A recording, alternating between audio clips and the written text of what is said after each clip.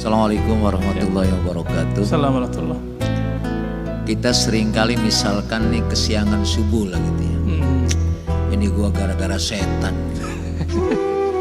Jadi seolah-olah setan itu lebih hebat dari kita gitu. Karena kita dikalahkan oleh setan. Kan sebetulnya tidak begitu menurut saya.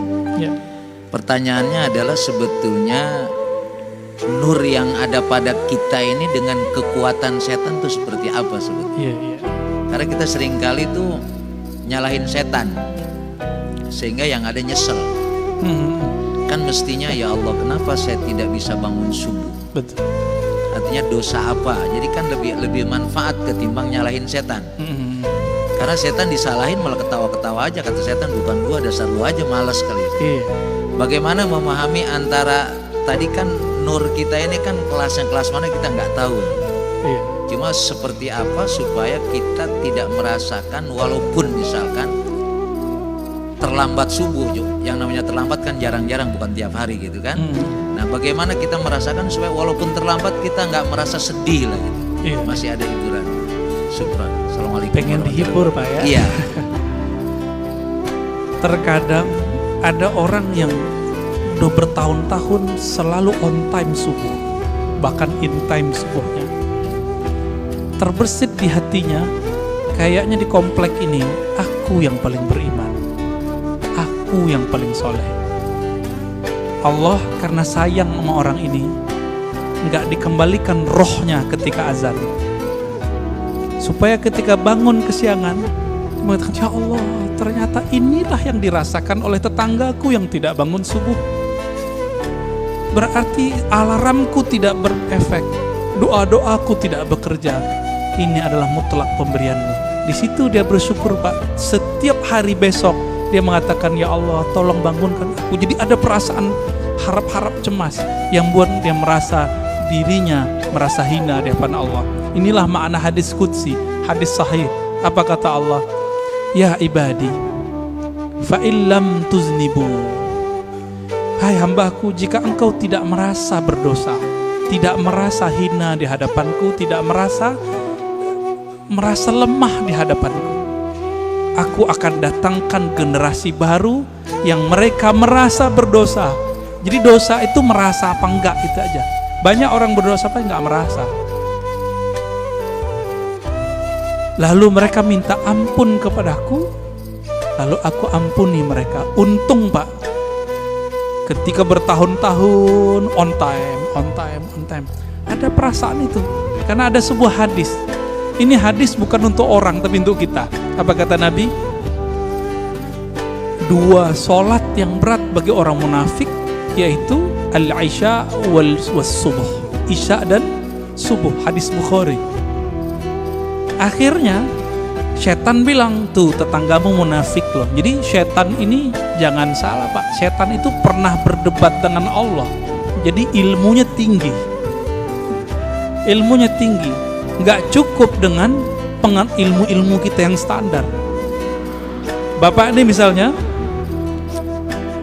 udah jadi kiai, itu setannya punya ilmu di atas kiai itu. Lalu gimana? Kita harus punya perangkat senjata yang bisa menaklukkan itu. Masih ingat kisah Nabi Musa? Nabi Musa didatangi, hadis Sahih Bukhari, didatangi oleh Adam. Saya pernah cerita di sini kalau nggak salah. Oh belum kali ya, ini kan baru yang kedua ya. Apa kata iblis?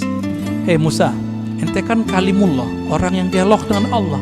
Ya, bilang dong ke Allah, aku mau tobat nih. Iblis pernah kepikiran mau tobat, karena iblis udah ditunjukin neraka tuh kayak gimana Pak. Iblis loh ya. Jadi iblis aja kepikiran mau tobat, masa orang maksiat gak pikiran tobat? Lalu apa kata Musa? Bertanya Musa kepada Allah. Lalu Allah sampaikan kepada Musa, sampaikan itu kepada iblis ya? Iblis, apa? Jika engkau ingin tobat, maka revisilah pembangkanganmu itu. Gimana cara merevisi pembangkangannya? Tuh di sono tuh ada kuburan Adam, kakekku, tolong sujud kepadanya. Kira-kira jawaban iblis apa, Pak? Ogah gua. Dia hidup juga nggak masuk mau sujud, apalagi udah bawa tanah. Tambah kufur, Pak. Inilah pribadi iblis. Jadi orang-orang yang iblisiyah ini, pewaris iblis, ngaji bukan nambah iman, nambah kufur. Ngaji bukan nambah rendah hati, nambah sombong. Apa kata si iblis waktu Nabi Adam masih hidup? Ana khairum minhu. Aneh kan lebih baik dari dia. Jadi kalau kita berani nih ngomong, Bapak mau ahlus sunnah, mau nggak ahlus sunnah? Bapak nih udah ngaku ahlus sunnah, terus merasa lebih baik daripada orang yang nyala-nyalain. Iblis juga itu. Jadi kita nggak boleh merasa itu meskipun kita benar. Ini yang dimaksud oleh Nabi, siapa yang berdebat meskipun dia tahu dia benar, dia tinggalkan perdebatannya, Allah taruh dia di tengah-tengah surga, wasatil jannah. Tapi dia tahu dia benar, orang ngajak debat dia nggak mau debat. Kalau tadi udah debat duluan, maka Allah taruh dia di tempat paling tinggi, yaitu Firdaus. Kenapa? Karena debat itu adalah karakter iblis yang jahil kepada Allah. Dia memandang Nabi Adam, tapi dia tidak kenal nur yang ada di wajah Nabi Adam. Nur apa itu? Nur Muhammad. Tiupan Allahu Ahad itu ada di wajah Nabi Adam. Iblis gak bisa lihat itu alim atau jahil. Yang ini gak akan bisa ditembus oleh iblis, Pak. Iblis minta izin kepada Allah. Ya Allah, tolong izinkan aku mengakses kolbunya manusia. Apa kata Allah? Enggak diizinkan ente. Tapi ente punya cara. Tidak langsung. Caranya apa? Tajri majrad dam. Kamu diizinkan mengakses lewat darah, tapi nggak boleh langsung ke jantung, karena jantung berhubungan dengan kolbu. Tapi karena darah itu nanti mengalir, berputar di dalam kolbu. Inilah orang kalau tidak membersihkan kolbunya menjadi kolbu iblis. Itulah yang nanti kalau dibiarkan Pak pribadi ini merasa lebih, nanti lama-lama dia berani nyalain orang, bahkan bunuh orang yang beda sama dia, bahkan ngebom orang yang beda faham sama dia. Nanti di akhir zaman, ini kan akhir zaman sudah, mereka akan menjadi tentara Dajjal. Inilah yang masuk dalam imajinasi para buat seniman-seniman itu, jadi zombie. Zombie itu adalah karakter dari atba'ud Dajjal. Gak ada iman di kolbunya. Hati-hati, Pak. Ya, maka pandanglah kolbu itu, bersihkan tiap hari. Jadi kalau mau istighfar, gak hanya istighfar zahir, istighfar kolbu. Kalau kita udah masuk istighfar kolbu, siapa aja ngomong kita dengerin, siapa yang ngajar kita dengerin, khotibnya gak menarik tetap kita doain. Tapi kalau iblis bersarang di kolbu lewat darah itu, karena dia bisa menguasai darah di mata, dia akan bilang, khotib bodoh, gitu Pak. Mulai itu. Walaupun Bapak ini ahlu sunnah aswaja katanya, kolbunya sudah jadi kolbu setan.